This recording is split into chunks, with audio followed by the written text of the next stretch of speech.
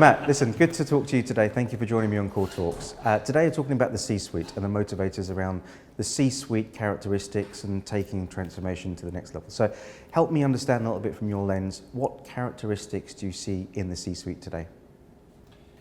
So often the characteristics that we see is they can see a better world. So they can see that there is an opportunity to have fundamentally better products in the market, products that are more personalized, products that maybe have better underlying cost-income ratios.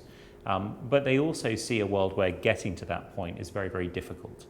And I guess we're very, very lucky that the people that we work with, certainly at the C-suite level, really are excited to go on that journey. You know, they're generally speaking the sort of people that are very brave would be the word I would use to describe them, because they can see the panacea at the other end and they're willing to go on the journey to get there. Yeah, excellent.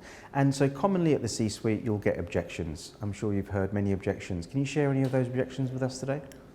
Absolutely. I think the biggest objection at the C-suite is that when you look at core migration in particular, which is the world that we live in now, I mean, historically, the way that people thought about new architectures is they'd often run a new bank with a new name, new customer set completely on the side. But as we actually think about what is effectively open heart surgery for the bank, that dynamic has changed dramatically. And so the risks are, well, what if something goes wrong? You know, what if we have downtime? What if the migration doesn't work smoothly? What if customers are impacted? I mean, these are really very, very real considerations. At the other end of the spectrum, there's also the very, very real risk that they might have a migration project that massively overruns in terms of cost and fails prior to even attempting the go live and the migration of customers. And so the C-suite we work with, we're very, very lucky. They are some of the bravest people that really exist within the banking industry. And so they understand that actually they need to go on this journey to make the bank better, not for them, because they're going to have a tricky couple of years in reality. Even with the best technology in the market, it's still going to be hard. But in order to be great corporate citizens for their bank, they're willing to go on that journey to build a better bank for the future.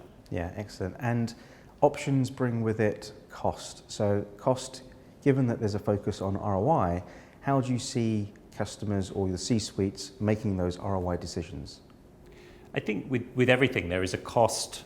There is a cost of inertia, of not doing anything. And in many ways, that cost of not doing anything is continuing to grow every single year. Maintaining out-of-support software is expensive. And there are lots of articles out there which I will badly paraphrase about the cost of maintaining COBOL developers. Indeed, some of the innovation from the big tech firms has just been to sort of create a migration layer on COBOL. These things are not terribly exciting, but there is a big cost to maintaining what you have. I think also there's an opportunity cost. That's the other way to think about it. And not having the best product in market is a conscious opportunity cost. And if you look at what some of the banks that are built on top of 10x have done to win customers and to grow their business very, very quickly, whether it's one customer, 250,000 new customers onboarded a month, so sort of huge growth, that is really where we start to see the ROI. Now, the last bit is cost-income ratio. So we have customers operating at around 30 cost-income ratio, and then prior to the migration, they're north of 60, sometimes 70 cost-income ratio. That, again, has a material benefit for the banks that we're working with. Brilliant. Matt, thank you for sharing your insights today. Thank you very much. Thank you so much.